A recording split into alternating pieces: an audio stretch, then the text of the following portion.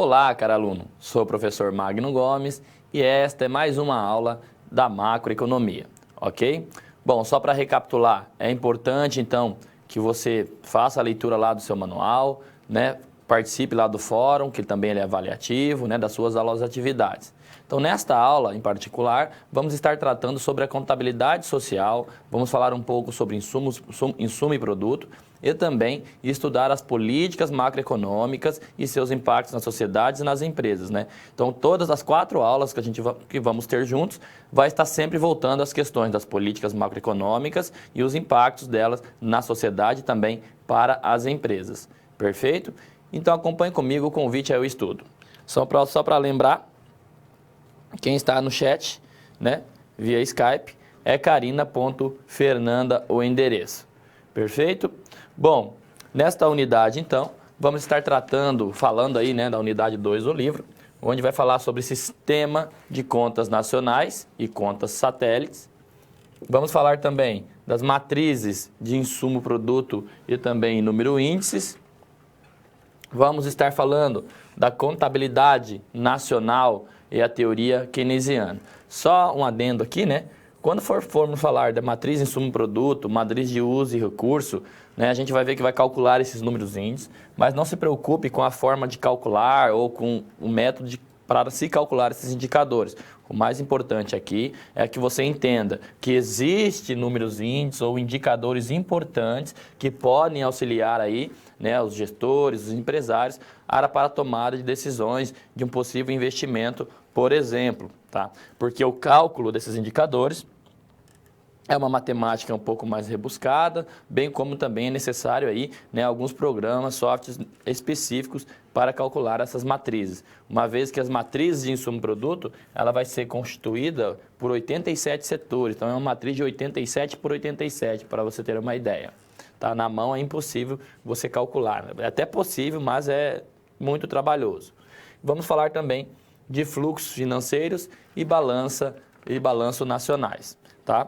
Então, como pano de fundo, né, como estudo de caso, lembrando que as nossas teleaulas seguem o padrão da sala de aula invertida, então vamos estar resolvendo situações, problemas, né? E antes de solucionar situações e problemas, vamos sempre contextualizar para que a gente chegamos juntos aí na melhor conclusão das SPs. Perfeito? Bom, então temos aqui a empresa Klabin, que é uma empresa de capital aberto. Ela vai estar no mercado de celulose de fibra curta, né? E qual que é os principais problemas que essa empresa vai enfrentar? Vai ser na questão das decisões de fazer o investimento ou não investir, dados os cenários econômicos, né? Então, o que devemos avaliar, né, para contribuir, né, com essa empresa para que ela tome as suas melhores decisões? Então, aí os conhecimentos necessários prévios, então vai ser preciso conhecimento sobre os agregados econômicos, então já sabemos aqui o produto, né, que produto é a mesma coisa que o PIB, bem como também sobre a renda, que acaba conseguindo mensurar também o PIB através da renda, né, os investimentos, lembrando que quando falamos em investimentos na macroeconomia, estamos falando da formação bruta de capital fixo, ok? Então, é formação bruta de capital fixo. Precisamos também de conhecimentos iniciais da macroeconomia, quanto os outros agregados macroeconômicos. Também temos, né, agora o conhecimento prévio das estruturas e etapas dos sistemas de contas nacionais e conhecimento das 2 leis fundamentais da economia, que é a oferta e da demanda.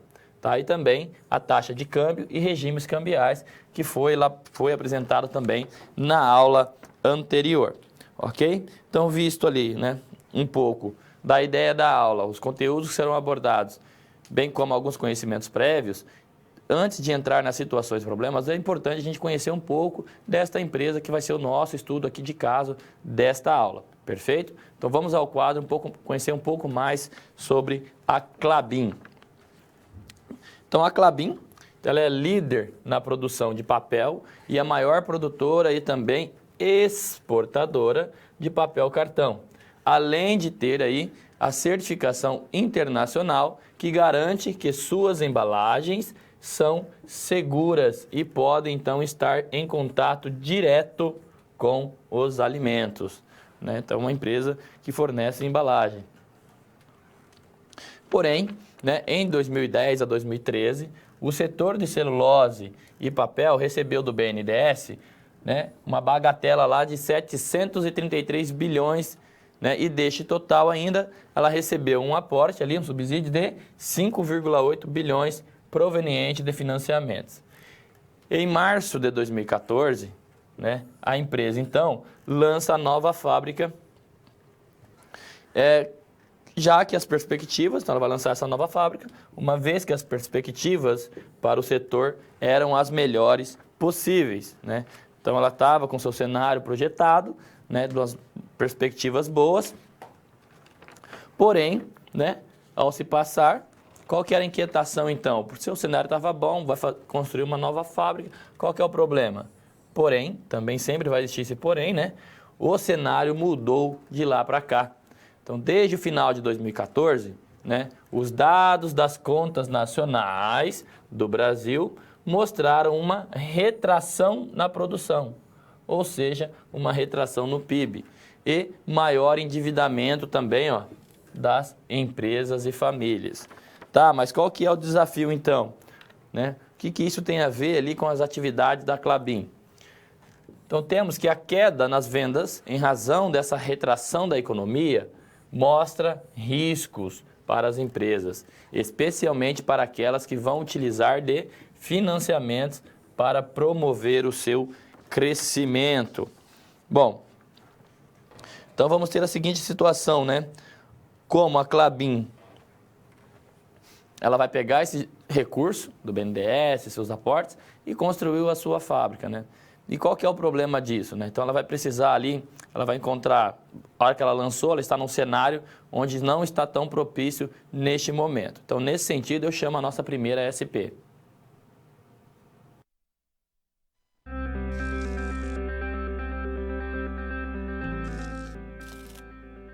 Olá, tudo bem? Espero que esteja gostando dessa aula.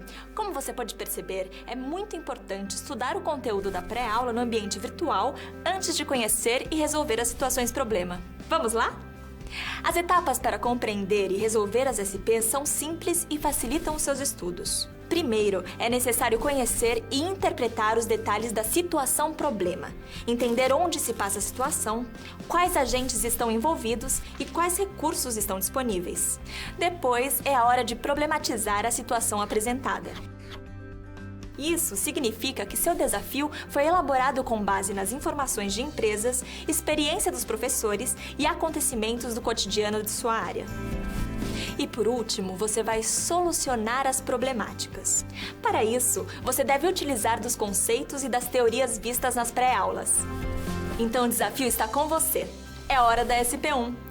Caso surja um ponto de interrogação, você pode sempre acessar o fórum e enviar suas dúvidas, ok? Bons estudos e até mais!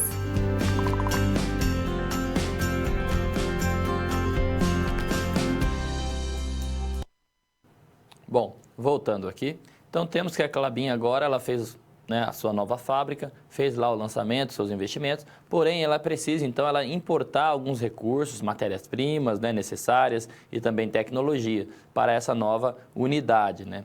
E aí, como então as contas nacionais podem estar auxiliando, né, a empresa nesta tomada de decisão? Será que é o melhor momento? Né? Quais são os indicadores que ela pode estar avaliando dentro da contabilidade social, né, para ela tomar aí a melhor decisão e a estratégia mais assertiva? Acompanhe comigo no quadro. Então, o desafio dessa primeira sessão é que, como a empresa Klabin deve usar as informações das contas nacionais e também das contas satélites para minimizar, né? Minimizar o quê? Os riscos de seus futuros investimentos. Então, antes de responder esse questionamento, vamos a algumas definições. Primeira definição é entendermos o que é contabilidade social, tá? Então, a contabilidade social é um conjunto de estatísticas de ordem econômica preparada e também sistematizadas com o objetivo de possibilitar uma visão quantitativa e também a mais precisa possível da economia de um país, tá? É uma síntese contábil dos fatos que caracterizam, ok, as atividades econômicas de um país. Então, a contabilidade social, como o próprio nome também já é sugestivo, imagine aí o Brasil como uma grande empresa, né? Então, a contabilidade social vai ser as contas que tem lá dentro de uma empresa. Não tem o balanço de pagamento, balanço patrimonial, não vai ter também lá as DREs, né, os demonstrativos dentro de uma empresa, né?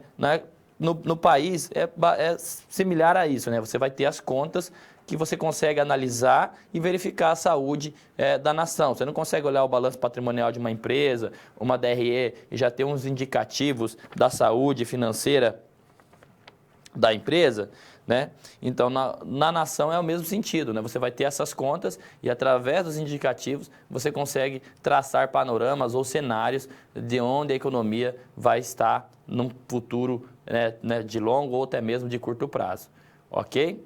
Então, essas contas vai ser de suma importância para qualquer gestor, né, ao pensar em fazer algum investimento, olhar ali como que está, né, a situação do país, para que ele possa tomar as suas decisões de maneira mais assertiva possível. Perfeito? Então, vamos ao quadro. Então, a contabilidade social, ela vai estar dividida aí, né, basicamente em 3 principais contas, onde, né, é chamada, então, as contas econômicas integradas ou sistema SEI, né, vai ser divididas aí em 3 grandes conjuntos de contas. Qual que é a primeira, né? Então, a primeira é as contas correntes, né? Então, a gente vai abrir cada uma delas, né? Então, a gente vai ver especificamente as contas correntes, depois vamos ter a conta acumulação e também as contas de patrimônio, tá? Então, vamos abrir cada uma dessas contas, porque cada uma delas, né, aqui vai ter subcontas, na conta acumulação também. Então, primeiro, conta corrente, né? As contas correntes. Ela é composta pelo quê? Pela conta de produção. Então, aqui vai entrar todas as contas, todos os valores relacionados ao quê? Né? Ao PIB, a mensuração do produto interno bruto. Então, você pode analisar aí nessa conta produção, ver a evolução de um período, né? Muitas das vezes você consegue ver essas informações trimestrais, né? Você consegue fazer a projeção se está crescendo, se está reduzindo, e aí você já tem aí alguns indicativos importantes, né, de quando há o crescimento ou a retração aí dos produtos de bens e serviços, né? Lembrando que dentro aqui do PIB é composto aquela função, né, de produção, que é consumo, investimentos, gasto do governo, exportação, menos importação. Beleza? E depois também dentro da conta corrente, temos aqui as contas de renda, né? Então, já nas contas de rendas, vão mostrar o quê? O que as pessoas fazem com a remuneração que recebem, né? Se elas gastam ou poupam em bancos ou aplicam, então vai estar... Você consegue estar vendo este panorama, o que as pessoas estão fazendo. Não só as pessoas, assim também como recursos do governo, né? Para onde está indo esse dinheiro, ok? Depois de verificado, então, as contas correntes, temos as contas de acumulação, né? Que também é muito importante, porque vão trazer dados aí sobre o investimento do país, né? Então, nessa conta, vamos ver se as empresas, sejam elas públicas ou privadas, se elas estão gastando mais, por exemplo, em aquisição de máquinas e equipamentos. Então, aqui que vai entrar formação bruta de capital fixo, né? Então, ela acaba entrando aqui para verificar se as empresas estão acumulando, né? Se estão investindo mais em equipamento. Por que isso vai ser um indicador importante? Porque quanto maior isso daqui, né, maior vai ser lá vai precisar de mão de obra, maior será a contratação, maior será o consumo, que vai impactar diretamente aqui depois, né, também na conta de produção, porque é onde vai estar aquecendo a economia. Tá? Depois temos aqui as questões também de contas financeiras. Então, todas as contas financeiras de investimentos diretos ali acabam entrando nesta subconta. Ok? E por finalizar, vamos ter aqui a terceira conta, que é a conta do patrimônio líquido. Né? Então, observe a importância de qualquer dos gestores, conhecerem o quê? Um pouco sobre a contabilidade social, analisar ali né, essas contas e verificar, fazer as análises, assim como você faz lá no balanço de pagamento, no balanço patrimonial dentro de uma empresa, fazendo aquelas análises horizontal, né, vendo a evolução da empresa ao longo do tempo, você consegue fazer esses panoramas também para a economia e verificar qual que é a direção e aí ter uma maior, né, um respaldo, uma maior base sobre a sua tomada de decisão, ok? Então vamos ao quadro, porque ainda temos que falar de uma conta, né, por último aqui, mas não menos importante, que são as contas satélites, né, que ela tem muita importância. Por quê? Essas contas, ela vai trazer ali, né, um desagregado maior, onde você consegue entrar em cada setor. Então estas são a extensão das contas nacionais, as quais vão permitir que sejam feitas análises sobre o perfil e evolução, olha só, de cada setor. Então, você vai olhar cada setor especificamente e seja possível, então, a comparação com o resultado do total da economia, tá? Então, por exemplo, você pode pegar aqui dentro das contas satélites, né, você pode pegar o setor do quê? Do turismo, né? E aí você consegue verificar qual que é a importância do turismo para toda a produção nacional, para o PIB do Brasil. Você consegue fazer essas análises. Melhor ainda, você consegue identificar, né, da onde que esses caras, os turistas estão vindo, qual é a alocação deles, como eles estão gastando a sua renda, né, onde eles estão ficando ali, né, as reservas de hotéis. Você consegue ter essas informações e aí sim traçar ali estratégias ou planos, né, para ver a oportunidade de fazer seus investimentos, analisando ali os indicadores, né? Vendo se os indicadores estão bons, você vai fazer seu investimento. Mas se você tem um cenário, né, analisando isso, você consegue traçar cenários e você vai identificar, opa, aqui está propício a fazer um investimento, agora não é o momento, talvez mais no longo prazo, né? Então essas contas são fundamentais para a análise e a tomada de decisões. Sendo assim, vamos agora à solução do problema da Klabin. Resolvendo a nossa primeira situação, problemas, temos aqui o seguinte, né? Então, pode observar, né, onde a empresa poderia analisar ali para tomar sua decisão. Pode observar o PIB, se a economia está produzindo mais bens e serviços, né? Porque ajuda a diminuir o desemprego. Então, neste cenário, os empresários vão estar mais confiantes para manter seus investimentos produtivos em níveis altos, já que a economia está melhorando em termos econômicos. Então, poderia olhar lá na conta de produção, né? Olhar lá, ver a evolução do PIB. E também, né, poderia observar qual conta? As contas de acumulação. Essas trazem, então, dados sobre o quê? O investimento de um país. Então, nesta conta, veremos se as empresas, sejam elas públicas ou privadas, se elas estão gastando mais na aquisição de máquina e equipamento. Por quê? Lembrando, né? Se aumenta a formação bruta de capital fixo, ou seja, os investimentos em máquinas e equipamentos, vai aumentar o quê? Se aqui eu só trouxe, mas representa emprego, tá?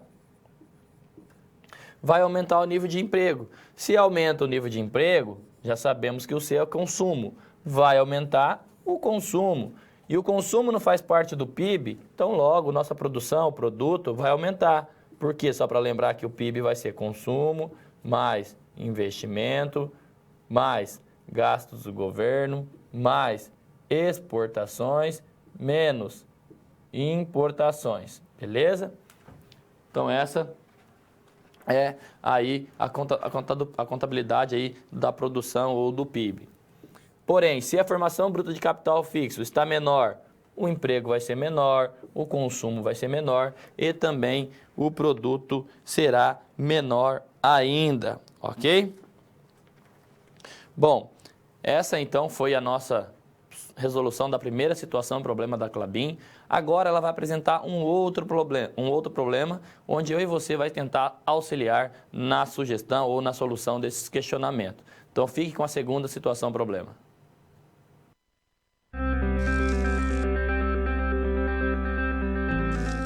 Opa! E aí? Como você se saiu com a primeira SP? Com as dicas que a gente viu, nem ficou difícil, não é mesmo? Você percebeu o caminho traçado para obter uma solução satisfatória? Primeiro, você estuda os conceitos teóricos. Em seguida, você conhece e avalia a situação. E só então você tem conhecimento suficiente para se empenhar em resolver a situação-problema.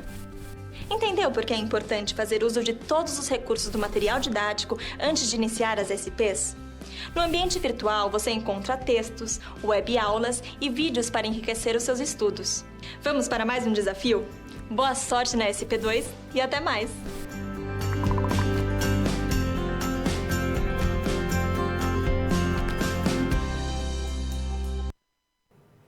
Então, voltamos aqui. Essa situação problema, vamos fazer uso, então, da metodologia de insumo e produto ou das matrizes de uso e recursos para tentar auxiliar e chegar na melhor, né, solução ou sugestão para a Klabin.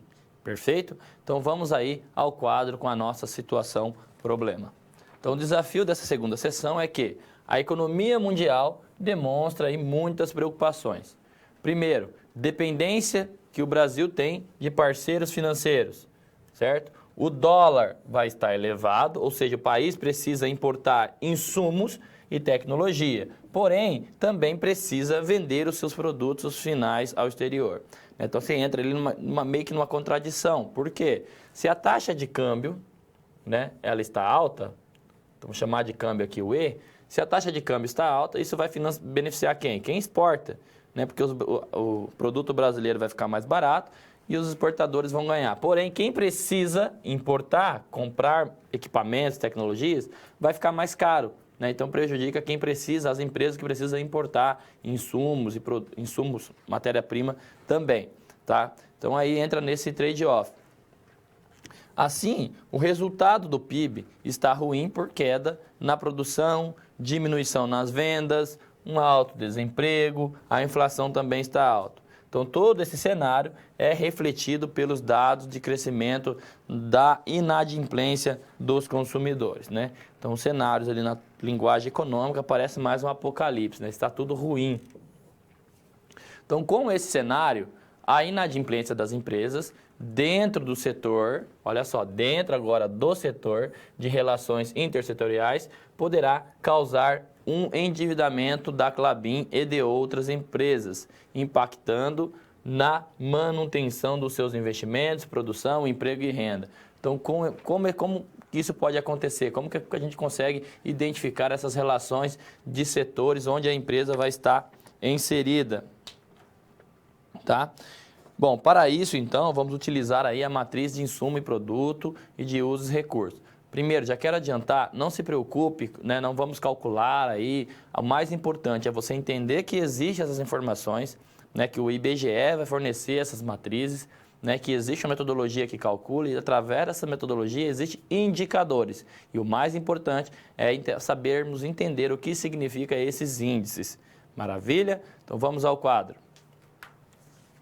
Então, para solucionar um pouco, né, para solucionar essa situação problema, temos aqui, né, as ferramentas da teoria da matriz de insumo e produto.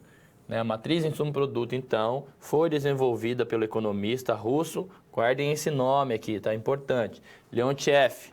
Tá? Como o próprio nome sugere, esta teoria permite o quê? A identificação da interdependência das atividades produtivas no que concerne aos insumos e também produtos utilizados e decorrentes do processo de produção.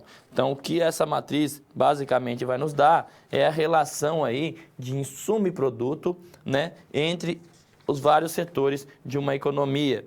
Tá? Só para lembrar, aqui para sintetizar, né, tem uma matriz simplificada, onde essa mesma matriz, o IBGE, né, Instituto Brasileiro de Geografia e Estatística, vai trazer ali, vai fornecer no site dele, porém, né, a original vai ter o que aqui? 87 por 87 setores, né, a nacional. Você tem também essas matrizes estaduais. Então, você consegue analisar a relação de setor para setor. Como é que você vai analisar isso, né? A matriz que vamos ter aqui, que eu simplifiquei de 2 setores só, é essa daqui, tá? A matriz, setores. Depois você vai ter o quê, né? As contas que vai ter aqui o subtotal e depois você vai ter também as relações da demanda final, tá?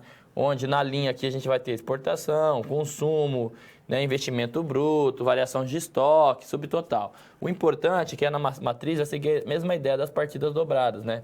Então, o valor da linha do primeiro setor vai fechar justamente com o mesmo valor da primeira coluna, tá? Então, na primeira coluna aqui, além da matriz, a gente vai ter as outras informações, como importações, salários, né? Depreciação, impostos diretos e tudo mais. Então, toda essa soma, né? Então, o subtotal dessa parte aqui das outros agregados, mais o subtotal da matriz, vai dar 200, que é o mesmo aqui, né? O subtotal da demanda final com o da matriz aqui de produção. Perfeito? E agora sim, o mais importante, como é que eu vou ler essas relações de setor? Na linha, vai representar sempre o quê? A parte que está vendendo. Ou seja, o setor 1, ele vai estar vendendo insumos e produtos para o próprio setor, na mesma cadeia ali, em torno de 20 unidades, seria 20 bilhões, 20 milhões, que seja, tá? Já para o setor 2, ele vai vender então aqui em torno de 90. Ali teria setor 3 até 87 e você teria os valores de cada setor, tá? Já o setor 2, então, vende para o setor 1 40 e vende para ele mesmo ali uma quantidade de 180. Maravilha? Então, a soma, né, que ele vai estar vendendo ali, gerando, vai ser 220 na linha. Beleza. Mas o que significa, então, a coluna, professor?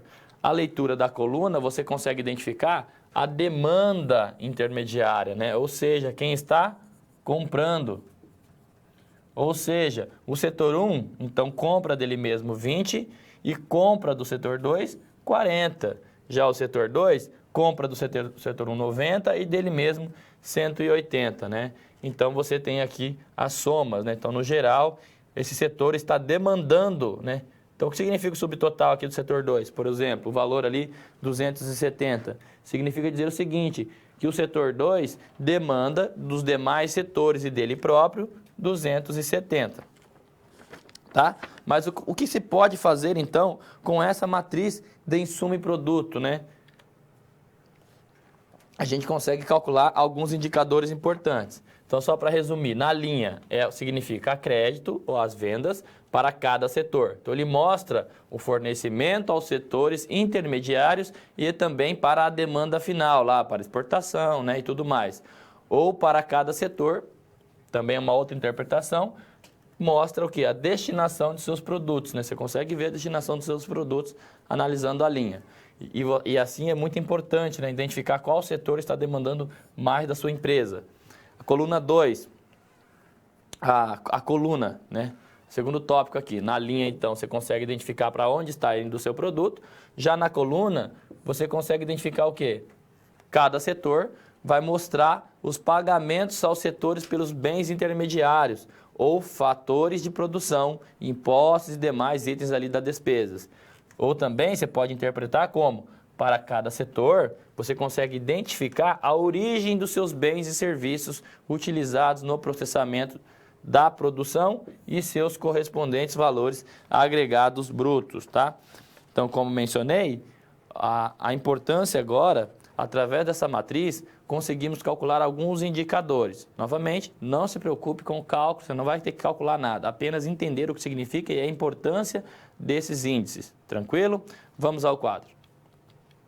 Né? Aqui eu só trouxe a representação matemática, que vai ser uma matriz de identidade, menos essa matriz A, inversa, né? Esse menos 1 aqui significa matriz inversa. Mas o que seria, por exemplo, essa matriz A, só para lembrar? É aquela matriz lá que temos os valores, né? Seria 20, 80, vendia 40 e aqui 180, se eu não me engano, tá? Então aqui a gente teria o setor 1, né? E aqui o setor 2, né? Aquela matriz ali.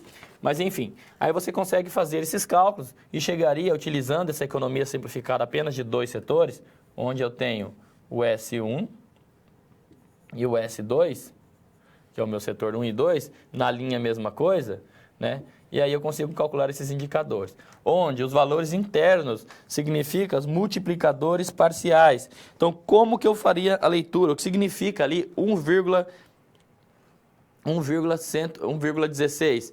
Significa dizer o seguinte, né? Considerando lá o setor 1, né? Se a demanda final aumentar, ou aquela parte em amarelo da matriz, né? Ou se o governo ali pode dar um incentivo, aumentando a demanda final do setor 1 em uma unidade, será 1 milhão, ele vai gerar nele próprio 1.016.000, né? Ou 1,16. E vai gerar ali nos outros setores, por isso é multiplicador, 0,33. Então, podemos dizer que, no geral, no total, se houver ali um aumento de uma unidade na demanda final do setor 1, ele vai conseguir contribuir para essa economia em 1,5, né? Se você aumenta 1 milhão, ele vai aumentar 1,5 milhão ali para a economia, porque ele vai aumentar 1.016.000 nele próprio e mais 0,33 nos demais. Então, a soma dos multiplicadores parciais é o que vamos chamar de multiplicador total. Então, aqui você já tem alguns dados importantes. Opa, se eu sou um gestor, né, e estou verificando, se eu aumentar a minha demanda em uma unidade no setor 1, ele vai me trazer 1,5 de retorno, porém o setor 2, ele me traz 1,75. Você já consegue ter aí uma ideia da importância de que o setor 2, ele gera mais, né, riquezas para a economia, caso você incentive este setor, né? Se o objetivo, então, é aumentar aí valor bruto da produção, seria importante ali analisar ou, né, fomentar o setor 2. Então, esses índices também conseguimos calcular o que chamamos de setores chaves. Então, os índices de ligação para trás, guarde bem isso, indica até que ponto um setor demanda insumos da economia em comparação com os outros, tá? Então, para trás, demanda. Valores maiores que 1 indicam um setor altamente dependente dos demais setores, tá? Já os índices de ligação para frente indica até que ponto um setor tem seus insumos demandados, tá? Agora você está observando quais setores estão demandando de um setor em questão, né? Então, ou seja, indica até que ponto um setor tem seus insumos demandados por outros ou pelo resto da economia. Então, valores maiores que 1 indicam um setor cuja produção é altamente demandada pelos demais setores, tá? Isso é importante. E como que conseguimos calcular esses indicadores? Partindo dos multiplicadores, dos indicadores anteriores. Então, lembrando que aqui é o multiplicador parcial. Aí, como é que se calcula, então, né? Os setores chaves seriam aqueles que apresentam valores desses índices maiores que 1. Como que se calcula, né? Lembrando que eu só trouxe aqui para conhecimento, né? Também a conta é simples. Você vai somar todos os indicadores da linha, né, e fazer a média. Então, aqui deu 1,50 no multiplicador total. Se eu dividir, como eu tenho 2 setores, dividido por 2, a média vai ser 0,75. Né? Então, foi 1,5 dividido por 2, são 2 setores, que vai me dar aqui a minha média. Perfeito?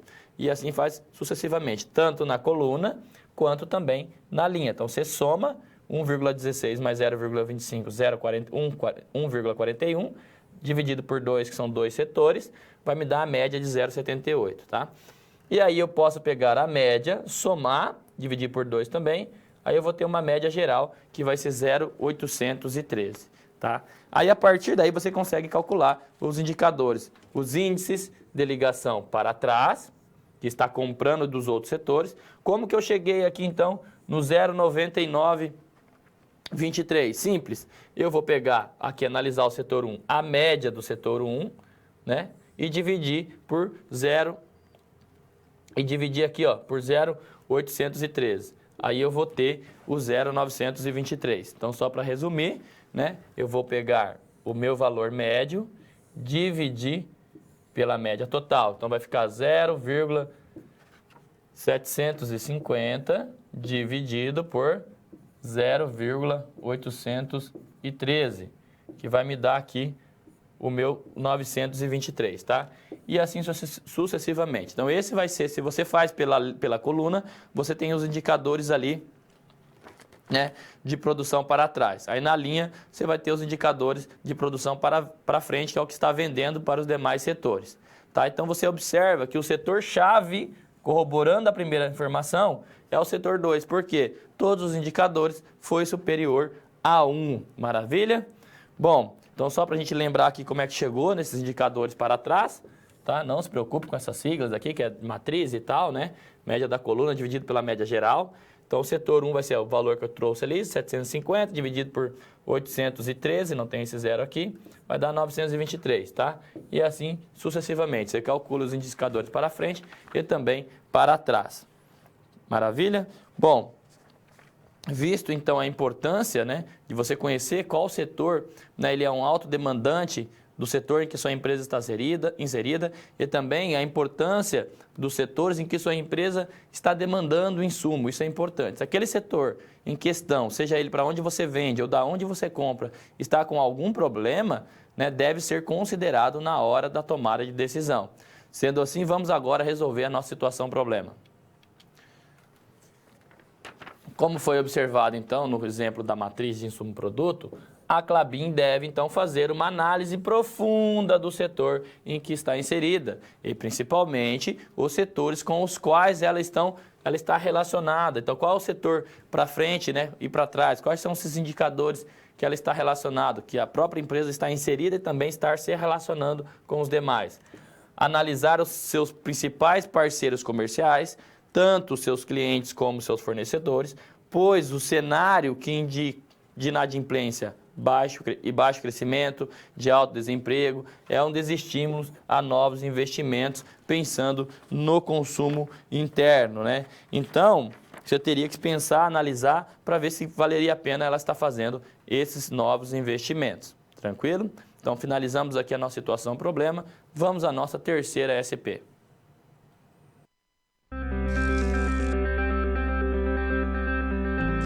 Olá! Agora que você já solucionou 2 das SPs, muitas das teorias vistas na pré-aula fazem mais sentido, não é mesmo? Essa é justamente a função das situações-problema, te preparar de forma mais prática para a realidade da vida profissional. Já conhecer algumas das situações que podem surgir no dia a dia faz de você um aluno mais preparado para o mercado de trabalho. Bom, a SP3 já vai começar. Se ficar com dúvida em algo, pode entrar no fórum e enviar sua pergunta, ok? Até mais!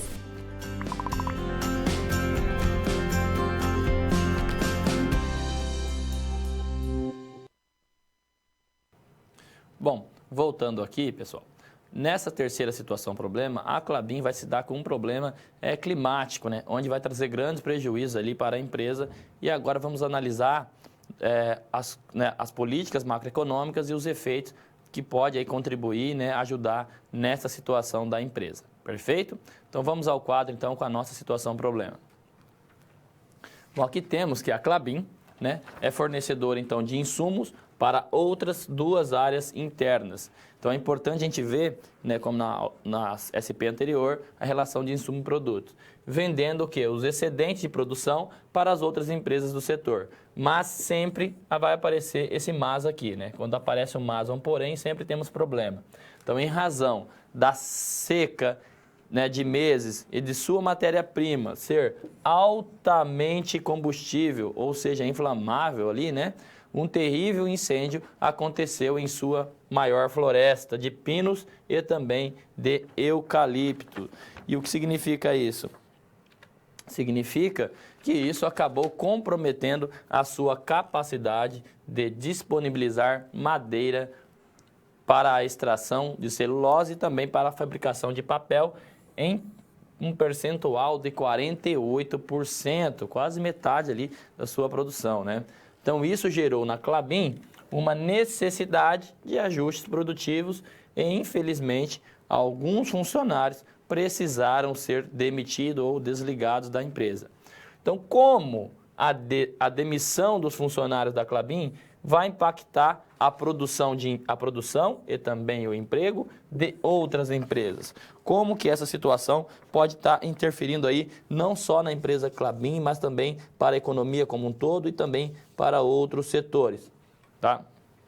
Então, lembrando que para solucionar essa situação problemas, vamos voltar ali, né, à aula anterior, né, a primeira aula, onde falamos das políticas macroeconômicas e seus impactos na sociedade e na empresa. Então, alguns slides vai estar até mesmo igual, que é justamente para você fixar essa parte. Por quê? Qual que é o acréscimo que eu vou dar agora? Até então, vimos falando dos efeitos de curto prazo e agora vamos ver também os efeitos no médio e longo prazo, dadas as políticas macroeconômicas. Perfeito? Então, vamos ao quadro recapitular aí um pouco sobre as políticas macroeconômicas. Então, só lembrando que, né, o equilíbrio no mercado de bens, que é o quê? A demanda agregada e a produção de bens e serviços, que um aumento na taxa de juros, então olhe bem, mercado de bens é o aumento dos juros que leva a redução do produto. Aí no mercado financeiro e monetário aprendemos o quê? Que era meio que o inverso, né? Que para o mercado financeiro é o aumento do produto, então a economia está aquecida, as pessoas vão demandar mais dinheiro, vão querer ter mais dinheiro e por esse motivo, devido ao aumento do produto, é que se eleva a taxa de juros, né? Porque também o aumento da maior demanda vai gerar pressões nos preços, aí a inflação começa a aumentar e aí é necessário aumentar a taxa de juros. Então percebam que essas duas forças estão, né, meio que opostas. E aí a junção, o cruzamento das curvas IS, que representa o mercado de bens, e LM, que representa o mercado monetário e financeiro, elas vão estar em equilíbrio. Então, voltando aqui, né, naquele gráfico anterior, lembrando que temos a taxa de juros nominal, Y representa a produção ou a renda da economia, né, na contabilidade. Se você somar todos os recursos pela produção, vai chegar no mesmo valor se você somar por todas as rendas remuneradas da economia. Lembrando que pela curva LM, né, vou chamar aqui M de moeda, a oferta de moeda vai ser sempre igual à demanda por moeda. Então, o mercado monetário ele está em equilibrado e o mercado de bens, que é a curva IS, a demanda agregada vai ser sempre igual aqui ao nosso Y, ou produto, ou PIB, tá?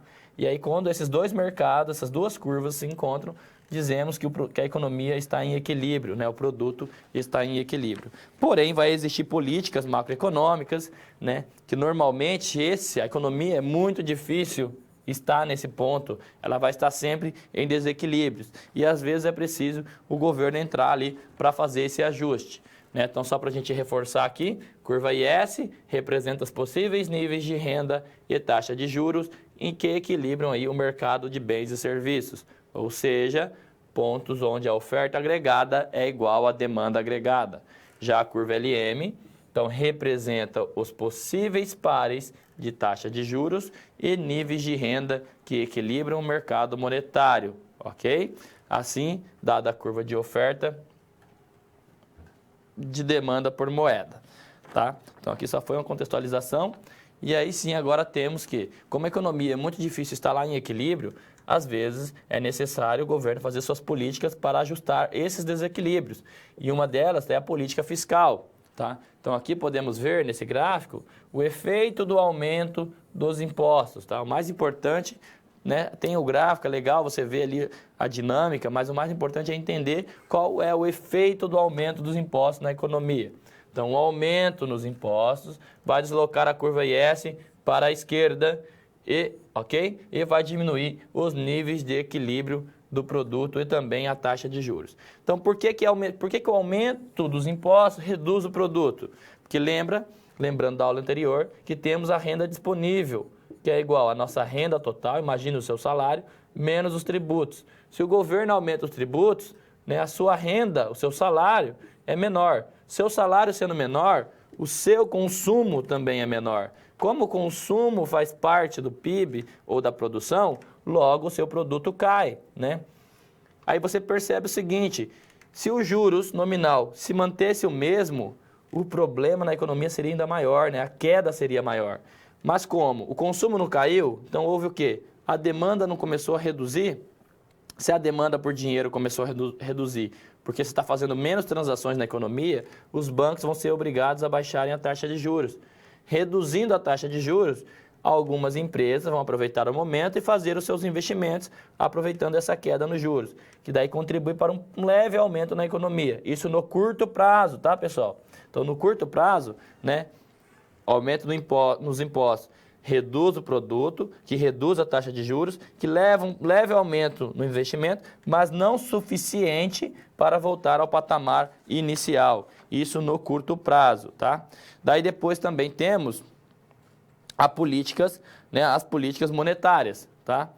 Então, assim como na política fiscal, outra ferramenta muito importante, muito utilizada pelo governo, né, é as políticas monetárias, onde vai trabalhar os níveis de atividades da economia e principalmente sobre a taxa de juros.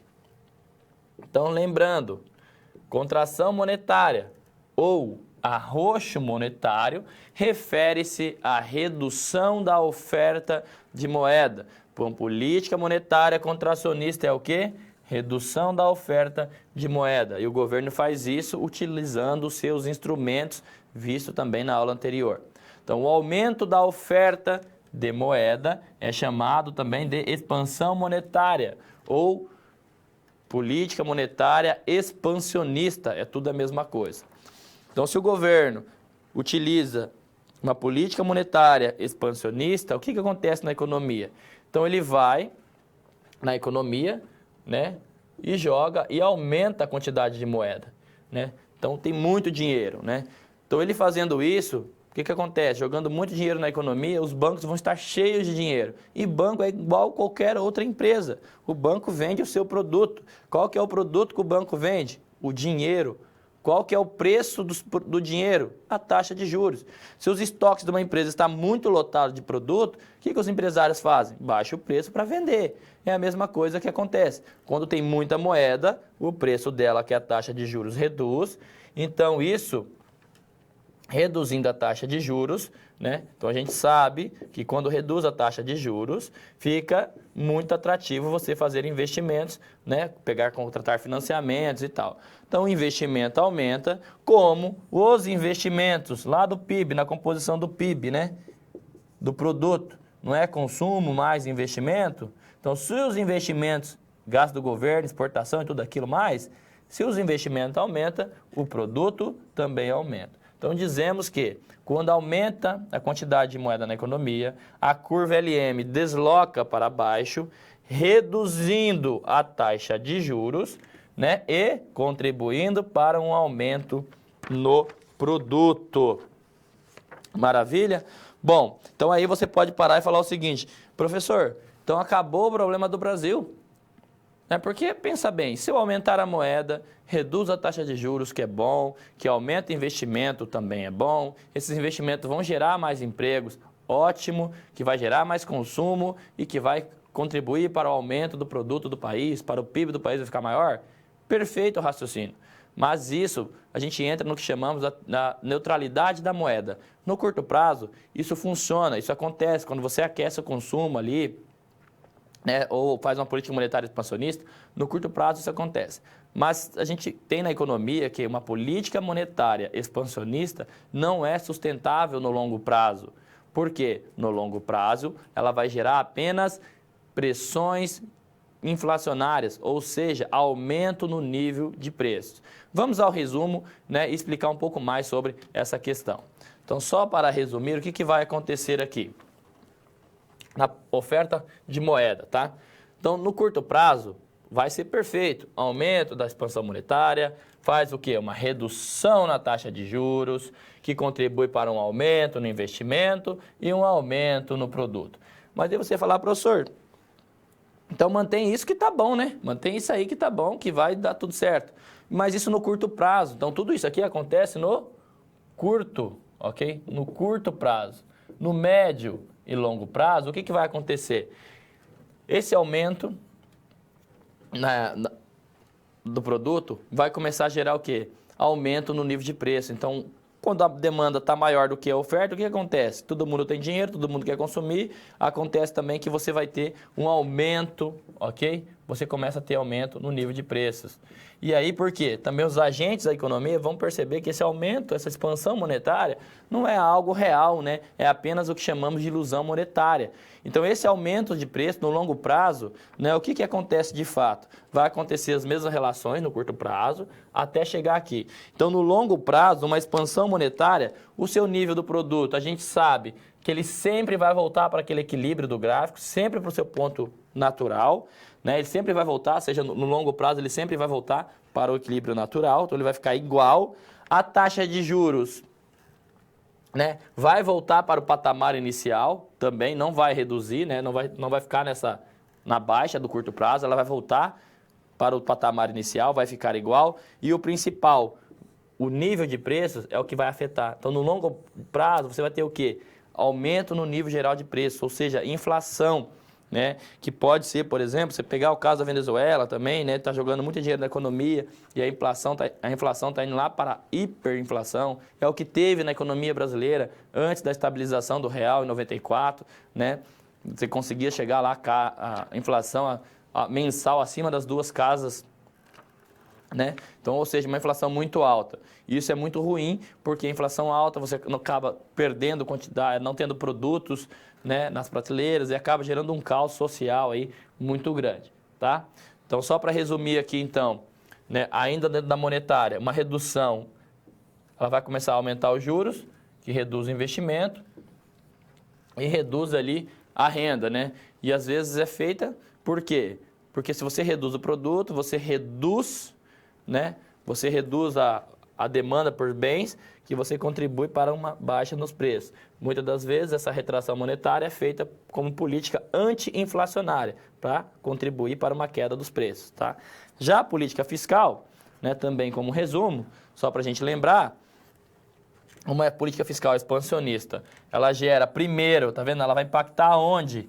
Na renda, né? Então, ela aumenta a renda, que esse maior aumento na renda contribui para o quê? Um aumento na taxa de juros, porque vai gerar também aumento nos preços, né? Que é a inflação, também lá no anterior chamei do PI aqui, né? A inflação. Então, aumenta a inflação, né? Que acaba também contribuindo, dado o aumento na taxa de juros, um investimento menor, tá? Aí a política contracionista, a fiscal, né, vamos chamar aqui, ó, contracionista, a redução, né, que é um pouco o que a gente está vivendo hoje, né, que foi feito aí e que está sendo tentando fazer também. Que é o seguinte, se o governo reduz os gastos dele, o que vai acontecer? Vai reduzir o produto? Vai, com certeza, reduz o produto. Isso no curto prazo, tá? Todo esse quadro, lembrando que estamos falando de curto prazo, reduz o produto. A redução dos produtos, do produto, né, acaba gerando também o quê? Né, provocando uma redução nos investimentos, né? O pessoal fica mais receoso. Reduzir o produto, né? Lembrando que aqui é política fiscal. Reduzir os gastos. Se o governo reduz os gastos dele, contribui para uma queda no produto, uma redução. Essa redução no produto, as pessoas vão ficar comprando menos, vão demandar menos dinheiro. Contribui primeiro para uma redução na taxa de juros. Essa redução na taxa de juros vai contribuir para o quê? No curto prazo ainda, começa a aumentar os investimentos. Mas e no longo prazo, o que vai acontecer? No longo prazo, o produto, ele vai voltar, né? Ele vai aumentar, né? Os investimentos aqui, ó, que caiu, a renda, né? Ele volta para o que chamamos de produto natural, para o seu valor inicial maior. Então, ele volta, ele fica igual. E qual que é a consequência, então, de uma política fiscal contracionista no longo prazo? Né? O produto, ele fica igual, né? Já ali você vai ter que a taxa de juros, ela vai estar num patamar menor, que é o que temos hoje, né? E depois também a sua inflação ou o nível de preços também vai estar menor. Então, a custa, no curto prazo, de uma contração política fiscal contracionista, a custa dela vai ser, no curto prazo, uma queda no produto. Mas no longo prazo, o seu produto volta, né? Ele volta, porque a economia é cíclica, ele volta a crescer, então volta ao seu patamar inicial, porém, alguns benefícios, um juros menor e também um controle nos níveis de preço, uma inflação menor, né? Então, isso é o que se tem no curto prazo, uma custa da política fiscal contracionista. É um PIB menor, um produto menor no curto prazo, mas no longo prazo o produto volta a crescer, porém há uma taxa de juros menor e também há uma taxa de inflação mais baixa. Beleza? Então isso é importante. Se você analisar a política, o cenário macroeconômico hoje, temos ali baixas taxas de juros, né? Nunca vista antes, né? Os juros da Selic, que é, na verdade, a base que se calcula na economia, está baixa e também a inflação está controlada. Esperamos que continue assim também. Perfeito? Nessas duas variáveis macroeconômicas, tá? Não estou analisando os restantes. Beleza? Bom, assim então, visto toda essa parte, conseguimos aí solucionar a situação, problema da Klabin. Vamos ao quadro. Então, resolvendo, né, essa situação, problema 3, as demissões da Klabin acabam reduzindo o quê? O consumo dos trabalhadores que foram demitidos. Claro, esta redução de consumo acaba por gerar o quê? Uma queda nas vendas de outras empresas, que pode vir também a reduzir o seu quadro de funcionários, que reduziria ainda mais o consumo, né, que vai reduzir também os funcionários de outras empresas e assim por diante. Então, essa redução do consumo provoca o deslocamento daquela curva IS para a esquerda, que reduz o produto. Então, um PIB menor acaba desestimulando investimentos e o efetivo, né, e também o efeito negativo pode agravar ainda mais, levando em consideração as expectativas das empresas. Tá? Isso, né, essa situação problema demonstra o seguinte: a Klabin, caso nesse cenário, como uma empresa grande, a redução dos funcionários acaba tendo reflexo ali na economia como um todo, né, até pela teoria do equilíbrio geral. Mas imagine, então, aquela região do interior, ou até mesmo que tem essas grandes empresas, e elas vão ter empresas pequenas, satélites. Se essa empresa grande, ela quebra, ela acaba quebrando as outras pequenas e aí contribuindo, né, tendo bastante demissão, e dependendo ali da região, do setor, isso é muito grave, né, podendo até gerar ali outros problemas sociais graves na região em questão.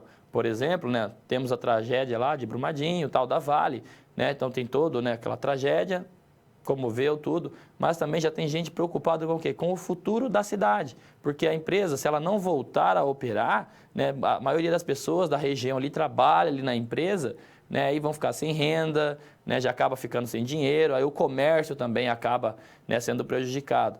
Então, tem essa relação, essa importância, às vezes, dessas grandes empresas, não só para a economia como um todo, mas principalmente para a região ali, né, para que elas vai estar inserida. Perfeito?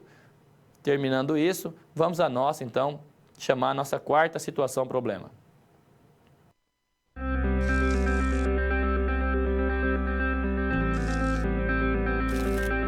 O trabalho de um bom profissional é a soma de conhecimento e experiência. O conhecimento você obtém estudando a pré-aula, tirando dúvidas no fórum, acessando as webaulas, ou seja, fazendo bom uso dos materiais oferecidos aqui no ambiente virtual. Já para ter experiência antes mesmo de ir para o mercado de trabalho, você precisa se empenhar na resolução das SPs.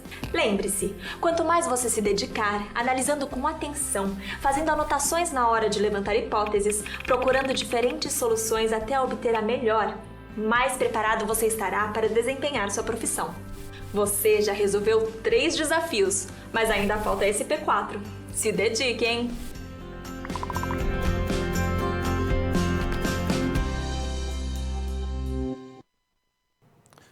Bom, nesta situação problema, vamos tratar agora sobre as importações da empresa Klabin e vamos identificar em qual conta, do lado da conta nacional, ela vai estar entrando e qual é a posição do seu sinal, né? Se entra com valor positivo e um valor negativo. E aí, a parte mais importante que eu quero que você tenha bastante atenção é quando eu for falar do tal da paridade da taxa de juros. Por exemplo, se você for fazer um investimento e a taxa do Brasil estiver em 10%, e a taxa americana estiver, por exemplo, em 15%, será que é mais vantajoso você investir lá do que investir aqui? Será que você deve apenas analisar as taxas de juros de um país em comparação a outro? Ou será que existem outras variáveis muito importantes a ser levada nessa hora da tomada de decisão? Então, vamos à nossa situação problema. Então, como as exportações e as importações da Klabin, né, seriam registradas nos balanços de pagamentos? Quais são os sinais dessa conta? Faça também o seguinte questionamento: se os juros da economia brasileira subisse e a Klabin ficasse interessada em tomar empréstimos em um banco de outro país, com juros menores, é óbvio, como isso poderia impactar também o fluxo financeiro das divisas do Brasil, tá? Então, aqui é importante essa parte aí para a gente analisar. Então, o primeiro questionamento é sobre as contas. Então, só para a gente lembrar que vamos ter aqui, dentro da contabilidade, né, social lá, o que chamamos ali da balança de pagamentos. Então, lembrando que a balança, olha só, o balanço de pagamentos é a conta, ou BP, dentro da contabilidade social, que serve para registro de todas as transações econômicas de um país com o exterior, com o resto do mundo. Então, quer dizer que as compras que o Paraná faz da Bahia, que a Bahia faz de Minas, Minas do Espírito Santo, enfim, dentro do país, vai entrar dentro da balança de pagamentos? Não, porque são contas que trazem ali um país, o Brasil, com o resto do mundo, tá? Então, de maneira simplificada, o balanço de pagamentos BP é formado por duas contas: balanço de transações correntes, que eu vou chamar de BTC, e o balanço de capital autônomo, que eu vou chamar, ou que os livros chamam de BK. Perfeito? Então, temos que o nosso balanço de pagamento é composto basicamente, né, pelas duas principais contas: balanço de transação corrente e a balança capital. E agora vamos abrir cada uma delas também para ver os seus componentes. Antes de falar dos componentes dela, temos aqui que se o saldo do BP, né, ao final, ele for positivo, vamos chamar que tivemos um superávit. Se o saldo da conta for negativo, temos um déficit. Se o saldo, que é o melhor dos mundos, fosse zero, estaríamos também em equilíbrio. Maravilha? Balanço das transações correntes. Então, a BTC ela é composta por três principais grandes contas, que é a BC, balança comercial, onde já vamos abrir elas também, balança de serviços e transações unilaterais. Então, cada dessas contas vai ter as suas subcontas, que também é importante, né? Então, quais são aí as características, as principais características dessas subcontas?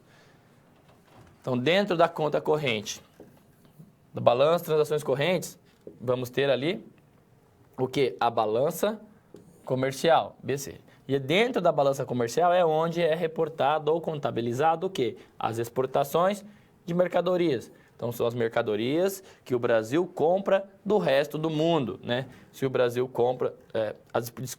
só retificando. As exportações são as mercadorias em que o resto do mundo compra do Brasil. Se o resto do mundo compra produto do Brasil, vai entregar o que para o Brasil? Dinheiro. Então, vai entrar o quê? Recurso. Então, a conta, sinal positivo. Já as importações de mercadorias, aí sim, são as mercadorias que o Brasil compra do resto do mundo. Então, se o Brasil comprou os produtos de outro país, o Brasil vai ter que pagar, vai ter que remunerar. Então, vai estar saindo divisas do Brasil. Então, logo, o sinal é negativo, tá? Já na balança de serviços, vamos ter o quê? Os fretes, seguros e transportes, royalties, aluguéis. Em alguns manuais você vai ter aqui uma subconta chamada renda, em outros não, porque a renda já faz parte da balança de serviços, que são salários, lucros, juros. Ou seja, se uma empresa brasileira de consultoria prestar uma consultoria para uma empresa lá na China, né? Então, quando essa empresa for remunerada, vai entrar aqui na balança de serviço. Como entrou dinheiro, entra com sinal positivo. Né? Se vem uma empresa de fora, presta uma consultoria aqui no país, quando o Brasil remunera essa empresa, o sinal entra negativo. Depois temos as transações líquidas unilaterais ao exterior, né? Que entra aí doações de ONGs, que o Brasil recebe muito ali, às vezes, por exemplo, para cuidar da Mata Atlântica e tal, né, da Amazônia. Então, tem ONGs que acabam recebendo capital estrangeiro como doações, tá? Depois vamos ter aqui também o que chamamos de contas, visto, então, as BCs, que é a corrente, tá? Então, olha lá, BTC. Então, a gente entrou na BTC, que é a balança comercial, serviços e transações unilaterais. E depois temos aqui também que a BK, a conta capital, ela tem as suas subcontas. São transferências de capital, são investimentos diretos, né? Então, se o Brasil vai investir lá fora, né? Então, o dinheiro está saindo, sinal negativo. Se está recebendo, o sinal é positivo. Investimentos em carteiras, derivativos, outros investimentos, como empréstimo, amortizações, reinvestimentos e também financiamento, que vai acabar entrando aqui na conta capital, ok? Então, isso aí é importante a gente estar analisando. E depois vamos ter também, para finalizar ali ao BP, o que chamamos de erros e omissões, tá? Então, esses erros e omissões ali, então primeiro é feito todos os lançamentos de entrada da contabilidade, né? E a soma, então, né, a ideia seria que seria zero. Mas existem alguns erros de estatísticas, erros de dados, de valores errados também, que acaba contribuindo para não, para não fechar essa conta.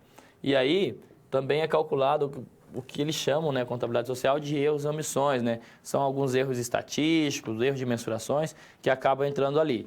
Aí, somando, então, né, a balança de transações correntes, a balança de capital, e aí esses erros, que é mensurado ali também, né, pelo IBGE, pelos formuladores de política do balanço social, né? Somando tudo isso, você tem o saldo da BP. E esse saldo, se ele for positivo, ele é superavitário, negativo, deficitário, né? Então, chamamos aqui de capitais compensatórios ou abaixo da linha, quando o KC ali é menos negativo, quando a BP for negativo, tá? Bom, visto essas relações, né, das transações correntes, então assim já conseguimos identificar o quê? Resolver a primeira parte ali da situação problema. E agora? Se os juros no Brasil está alto e lá fora está um pouco mais barato, será que compensa para a Klabin buscar financiamento externo ao invés de interno? Será que são só essas variáveis que ela deve comparar na hora da sua tomada de decisão? Então vamos agora, muito importante, analisar o que chamamos de paridade da taxa de juros. Acompanhe comigo no quadro. Para explicar um pouco melhor sobre essa paridade da taxa de juros, né, vamos a um exemplo um pouco mais prático aqui também. Então, imagine que temos aqui, vou chamar de I, a taxa de juros doméstica no período da aplicação. Então, imagine que o Brasil tenha 10%, tá? A taxa de juros do Brasil está em 10% anual. Então, para cada unidade de moeda, né, vamos pegar a parte do investidor, né? Para cada unidade de moeda doméstica investida num ativo financeiro doméstico, no título do governo aqui do Brasil, por exemplo, né, você teria de rendimento 1 mais a taxa de juros. Ou seja, vamos lá, se você aplica R$100, depois de um ano você vai ter 1 vezes 1,1, você vai ter R$110. Por quê? Porque 1,1, né? Porque a taxa de juros aqui está 10%. Então, vai ser 1 mais 10% em decimal é 0,1. Então, por isso é 1,1. Então, você vai ter 110. Até aí, tranquilo, tá? Aí, agora temos também a taxa de juros estrangeira, lá dos Estados Unidos. Imagine assim. Então, imagine, primeiro, só para ficar fácil o cálculo, vai estar a mesma taxa. Então, você teria que ser o quê? Indiferente. Vai estar a mesma coisa. Porém, então, temos o que chamamos da nossa taxa nominal de câmbio, tá? Então, a taxa nominal de câmbio. Por que ela vai ser importante? Vamos ver na sequência aqui. Porque para comprar um ativo financeiro estrangeiro, lá nos Estados Unidos, deve-se primeiro comprar a moeda estrangeira, porque as empresas americanas vão receber os seus investimentos em dólar e não em real. Então, imagine que você tem R$100, então que a nossa taxa de câmbio, ela vai estar o quê? Hoje está quase ali R$4. Então, você precisa de R$4 para comprar, né? Você precisa de R$4 para comprar apenas $1 americano. Se você tem R$100, certo? Por isso que essa conta aqui, R$100, você vai dividir por 4, então você vai ter $25. Maravilha! Então, você foi lá e investiu $25 nos Estados Unidos. Então, para cada unidade monetária doméstica, obtém-se isso daqui, né? Foi isso aqui que a gente fez. Então, se você fizer 100 vezes 1 sobre 4, que é a taxa de câmbio, é a mesma coisa aqui, né? É a divisão, simples, tá? Dá 25 unidades monetárias. Você foi lá e fez um investimento, né? E ao final, então, do período de aplicação, você vai obter o quê? Os $25 remunerado pela taxa americana, que também vai ser 1,1 no nosso exemplo aqui, que é 10. Então, a gente já sabe que isso daqui, você não aplicou apenas R$1, né? Você aplicou 100. Ou seja, então você tem 100 vezes 1, a taxa de câmbio, que é 4. A gente já calculou isso aqui, que deu 25, tá? $25. Então, $25 remunerado a 1,1, você vai ter aqui $27,5. Perfeito, né? Tranquilo. Até aí tá entendendo, maravilha. Porém, ao final da aplicação, você quer trazer esse dinheiro lá dos Estados Unidos para cá de volta, para o Brasil, para gastar aqui no Brasil. Então, ao final da aplicação lá no exterior, você deve converter novamente o montante anterior em unidades monetárias, né, estrangeira para a unidade monetária do Brasil. Ou seja, você tem que converter o dólar em real para trazer aqui para o Brasil. Perfeito? Então, caso, né, espere-se que a taxa de câmbio, né, nominal será... Então, aqui é o esperado lá no final. Então, você tinha aqui, fez o investimento no tempo 1, passou e vai resgatar no tempo 2. Se você investisse no Brasil, a gente já viu, você teria 110. Perfeito, né? Se você investir lá nos Estados Unidos, nesse final aqui, você teria 27,5, mas não reais, né? Aqui você teria reais, tá? Você teria reais, 110 reais, e o 27 você teria em dólares nos Estados Unidos, né? Então, no EUA lá, você teria quanto? 27,5 dólares. Então, ao final do período da aplicação. Então, o rendimento esperado em unidades monetárias domésticas, ou seja, em reais da aplicação no ativo financeiro, é dado por essa conta. Então, o que a gente fez até aqui? Aqui, ó, é a mesma conta que a gente já fez, que significa o nosso 27,5. Só que para converter em reais, eu tenho que multiplicar pela taxa de câmbio atual, né? Lembra? Período 1, período 2. Então, eu tenho que saber qual é a minha taxa de câmbio lá no período 2. Então, aqui, ó, resumo do 27,5, certo? Aí eu tenho a minha taxa de câmbio esperada. Se a minha taxa de câmbio esperada for igual a 4, então eu vou multiplicar por 4, ou seja, era 4 no início e também vai ser 4 no final. E eu vou ter o mesmo R$110 se eu aplicasse aqui no Brasil. Então, 27,5 vezes 4 vai dar 110. Porém, né, o que pode acontecer é que, né, os 27,5, ao passar o período, a minha taxa de câmbio ela vai estar menor, ou seja, o real ficou mais valorizado.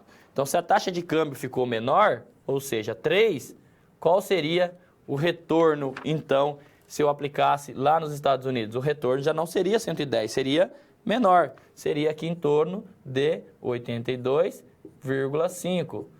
Mas se eu esperar que a minha taxa de câmbio lá no futuro ficasse melhor ou maior, ou seja, se o real desvalorizasse, teria que converter então a 5, por exemplo, eu teria aqui o valor de 137,50, ou seja, maior do que se eu tivesse investido no Brasil.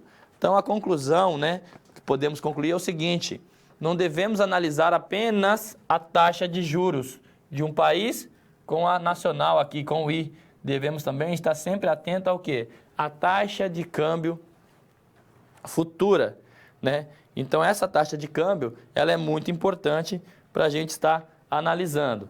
Então, para finalizar aqui é o seguinte: supondo que os investidores financeiros desejam adquirir apenas o ativo financeiro, que é a empresa que apresenta a taxa de retorno mais elevada, eles serão indiferentes quando adquirir um ativo financeiro doméstico ou estrangeiro, apenas quando estes gerarem as mesmas taxas de retorno, ou seja, o mesmo valor, tá? Então é importante isso.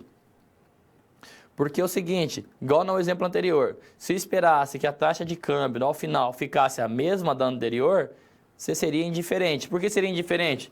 Porque eu falei que a taxa de juros do Brasil era 10% e também a estrangeira também era 10%. Mas vamos supor que no Brasil esteja 10% e lá nos Estados Unidos esteja 5%. Compensaria para ele? Também depende. O que você tem que levar em consideração? Né, que é um E elevado. Você tem que levar em consideração a variação da taxa de câmbio. Então, aqui eu só fiz um ajuste, né? Você isola a taxa, passa um para cá, trabalha ali as equações, você consegue chegar nessa relação, né? Que vai dizer o seguinte: triângulo variação e percentual significa variação. Quando você vai tomar ou fazer investimentos de um país estrangeiro, você não pode analisar jamais apenas os valores da taxa de juros. Você deve analisar qual é a taxa de juros do Brasil, qual é a taxa de juros estrangeiras e a variação na taxa de câmbio. Por isso que dizemos que você vai ser indiferente quando essa igualdade for verdadeira, ou seja, a taxa de juros nacional, ok? Que aí for igual à taxa de juros estrangeira, mais o quê? Mais a variação na taxa de câmbio. Então, de novo, né? Você só vai ser indiferente, você deve avaliar o quê? Se a taxa de juros nacional for igual à taxa de juros estrangeira, mais a variação na taxa de câmbio. Ou seja, você deve estar sempre atento ali à expectativa da taxa de câmbio no futuro. E aí sim, então, agora conseguimos finalizar e resolver a nossa situação-problema. Então, após analisar a questão da paridade, né? Após analisar essa questão da paridade da taxa de juros, é assim a empresa Klabin optasse por buscar recursos estrangeiros. Essa conta, primeiro, entraria na balança de capital com um sinal negativo, porque vai, né, buscar o estrangeiro, que teria que pagar depois. A balança de capital, onde são lançados onde é lançados os empréstimos internacionais, investimentos diretos internacionais, investimentos indiretos também, né? Ou seja, os investimentos financeiros com aplicações em bolsa e aplicações bancárias também são lançados ali na balança capital, já com sinal negativo, ok? E aí o mais importante era o seguinte, né? Que se ela for buscar financiamento estrangeiro, ela não deve apenas fazer a comparação de uma taxa de juros nacional com a taxa de juros estrangeiros. Ela deve estar atenta ao quê? A variação na taxa de câmbio. Qual é a expectativa no câmbio futuro? Ok? Ou atual, porque ela se ela busca empréstimos, ela vai ter que pagar em dólares, né? Então, se ela vai pagar, ela vai ter que o real dela aqui, porém lá no futuro, onde ela vai fazer frente às suas obrigações, ela vai ter que converter esse real em dólares. Então, dependendo da variação da taxa de câmbio, pode ser benéfico ou pode ser muito ruim, pode gerar muito mais custo para ela. Maravilha? Bom, também, assim como a teoria da paridade da taxa de juros, existe a paridade do poder de compra. Acompanhe comigo no quadro. Tá? O que seria essa paridade do poder de compra? Teoria da paridade do poder de compra é a teoria mais simples e mais aceita para explicar as variações na taxa de câmbio. É baseada no princípio da chamada lei do preço único, de que o mesmo produto homogêneo medido na mesma moeda deve ser o mesmo valor, aqui no Brasil quanto no exterior. Então, de acordo com a lei do preço único, um bem precisa ter o mesmo preço em todos os países quando medido na mesma moeda. Tá? Então, a teoria, então, ela só pode ser, então, se o poder de compra de uma moeda é imutável no país e no resto do mundo, então a taxa de câmbio real, não a nominal, não deve mudar, tem que ser a mesma. O exemplo, para explicar isso, trouxe aqui o Big Mac, né, que custa ali em São Paulo, por exemplo, R$4.